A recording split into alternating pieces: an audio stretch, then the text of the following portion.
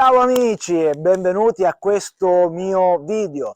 Anche oggi parleremo del manuale di uso e manutenzione e nello specifico parleremo dei 5 pulsanti che si trovano sul lato destro del manubrio. Se il video è di vostro interesse, ci vediamo dopo la sigla. A dopo!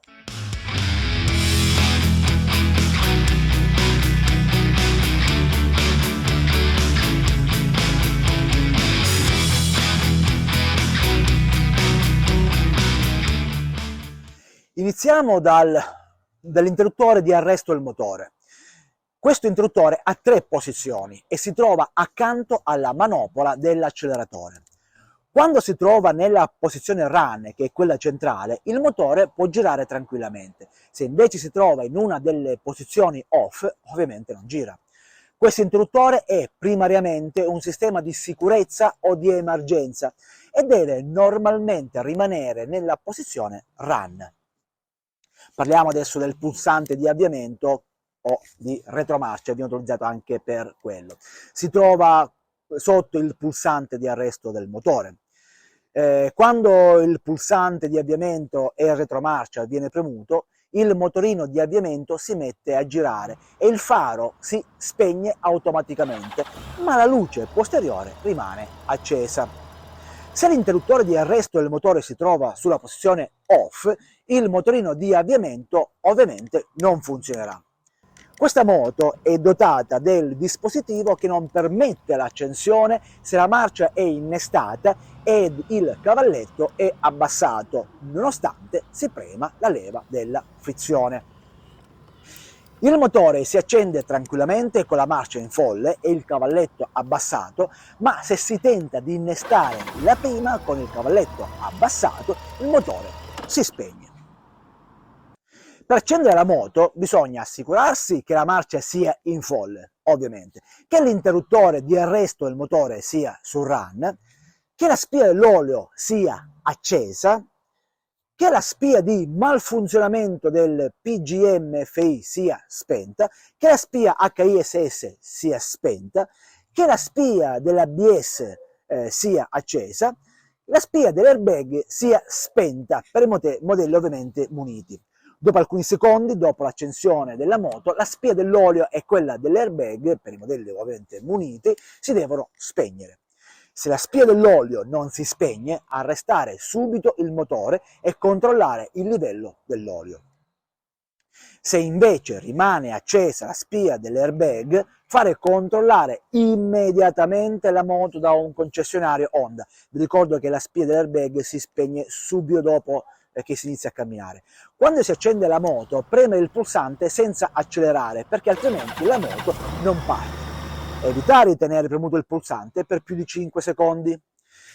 Il motore non parte se l'acceleratore è completamente aperto, perché il modulo di controllo elettronico interrompe l'alimentazione del carburante. Se il motore non parte dopo vari tentativi, può essere ingolfato con troppo carburante.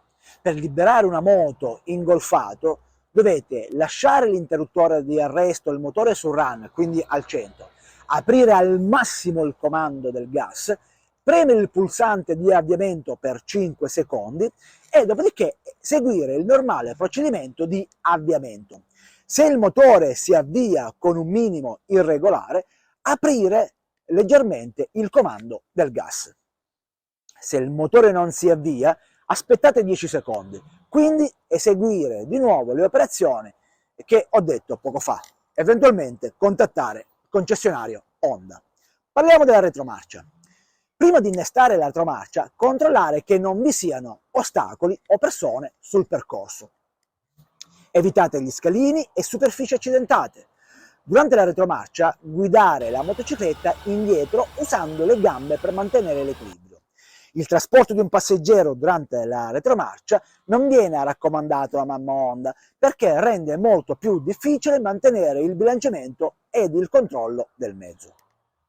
Mi raccomando, fare estrema attenzione a mantenere il controllo, in particolare quando si attraversano tratti di ghiaia, sabbia umida, terriccio o asfalto oleoso. Cosa fare? sedersi in sella in posizione di guida ma con i piedi al suolo, controllare che il cambio sia in folle, quindi l'indicatore del folle sia acceso e che il cavalletto laterale sia alzato. Avviare il motore, controllare che l'interruttore RVS si trovi su off, portare l'interruttore RVS su on e controllare che l'indicatore del sistema di retromarcia si accenda. Se siete pronti ad iniziare la retromarcia, premere il pulsante di avviamento retromarcia e tenerlo premuto finché lo desiderate. La motocicletta si muove in retromarcia fino a quando non viene lasciato andare il pulsante. Per evitare che la batteria si scarichi, mi raccomando, non tenetelo premuto per più di un minuto. Ribadisco, guidare con cautela la motocicletta all'indietro, usando le gambe per mantenere l'equilibrio. Lasciare andare il pulsante di avviamento retromarcia e la motocicletta, come dicevo prima, si ferma. Dopo che la moto si è fermata, premere l'interruttore RVS e portatelo su off. Controllate che l'indicatore della retromarcia si spenga e che quello del folle si accenda. Mi raccomando, non innestate o disinnestate la retromarcia mentre la motocicletta si muove o gli ingranaggi della retromarcia potrebbero venire danneggiati.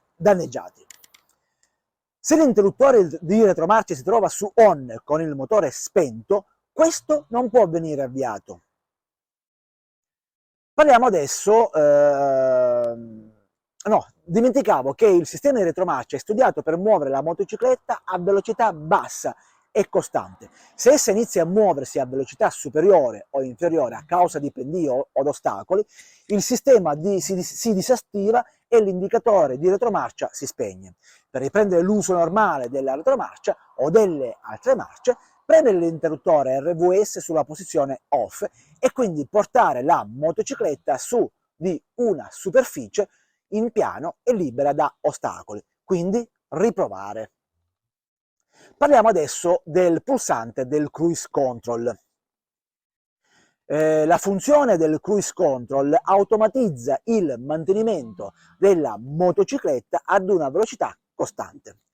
Ciò può risultare utile in viaggi lunghi, ma può anche essere pericoloso se ci sono altri veicoli sulla strada o se la strada percorsa non ci è familiare. Come il nome stesso indica, questa funzione dovrebbe venire usata solo su autostrade dritte e poco affollate. Mi raccomando, Mamma Honda non raccomanda l'uso in zone affollate, su strade tortuose o con maltempo. Tutte situazioni in cui il conducente deve avere un controllo assoluto dell'acceleratore e della moto. Il sistema di cruise control permette di impostare e far mantenere automaticamente una velocità costante compresa tra i 48 e i 161 km/h, sia in quarta che in overdrive. Per impostare il sistema di controllo della velocità di crociera bisogna premere l'interruttore principale del cruise control. Ovviamente l'indicatore corrispondente si accende. Quindi accelerare alla velocità desiderata e premere l'interruttore Set Decel. La spia del controllo della velocità di crociera si accende sul pannello degli strumenti che è di colore verde. La velocità del veicolo nel momento in cui il pulsante Set Decel viene lasciato andare è la velocità che il cruise control manterrà. Potete regolare in modo più fine tale velocità, premendo brevemente e quindi lasciando andare l'interruttore Set Decel per diminuirla, oppure premendo brevemente e quindi lasciando andare l'interruttore Resume Accel per aumentarla. Un leggero colpo su Set Decel o Resume Accel fa cambiare la velocità di crociera di solo 1,6 km/h. Per disattivare la funzione di controllo della velocità di crociera bisogna premere l'interruttore principale del cruise control fino a quando si spegne l'indicatore, però premendo questo bottone cancella anche la velocità di crociera dalla memoria. Oppure potete chiudere anche il comando del gas, lo portate avanti. Se si deve interrompere temporaneamente il sistema ma si desidera mantenere la velocità in memoria, dovete tirare la leva del freno anteriore o quella della frizione, oppure premere leggermente il pedale del freno. Se si sta andando ancora a più di 48 km/h, si può tornare alla velocità di crociera semplicemente premendo il pulsante Resume Accel. Se ci si trova al di sotto dei 48 km/h, si può ritornare alla velocità impostata usando il comando del gas per superare la velocità di 48 km/h e quindi premendo l'interruttore Resume Accel. Per cambiare la velocità di crociera in memoria lo si può fare in maniera graduale. Bisogna mantenere premuto l'interruttore Resume Accel sino a che si raggiunge la velocità desiderata. Lasciate andare quindi l'interruttore e la memoria del sistema verrà riprogrammata con i nuovi dati. Per un'accelerazione maggiore, azionare l'acceleratore sino a raggiungere la velocità desiderata, quindi premere e lasciare andare il pulsante Set Decel per riprogrammare il sistema. Qualsiasi velocità al di sopra dei 161 km/h viene memorizzata come 161 km/h. Per passare ad una velocità inferiore, semplice, mantenere premuto il pulsante Set Decel e la motocicletta decelera. Quando si raggiunge la velocità inferiore desiderata, lasciate andare l'interruttore e il sistema viene riprogrammato. Per ottenere un'accelerazione temporanea al di sopra della velocità di crociera, faccio un esempio, un sorpasso che dovete fare, usate l'acceleratore in maniera normale. Per ritornare poi alla velocità di crociera, lasciate andare l'acceleratore e proseguite per inerzia senza azionare i freni. Bene, spero che questo video vi sia piaciuto e che soprattutto vi sia stato utile. Certo, mi dispiace non potervi far vedere la simulazione del cruise control perché in movimento non riesco a farvi capire bene come funziona, ma è molto semplice. Vi consiglio in autostrada, quando siete da soli, magari provare a utilizzare questi pulsanti che io vi ho mostrato e che io vi ho descritti. Comunque, se il video vi è piaciuto, io vi chiederei di mettere un like, che è il pollicione che voi vedete qua sotto, questo qua, like, questo, ecco qua, bravi, like, cliccate. Se non l'avete ancora fatto, iscrivetevi al mio canale. Come fare? È semplicissimo, basta cliccare sulla parola iscriviti che vedete qua sotto. Così aiutate il mio canale a crescere e ditelo anche ai vostri amici motociclisti di iscriversi al mio canale Salvo Winger.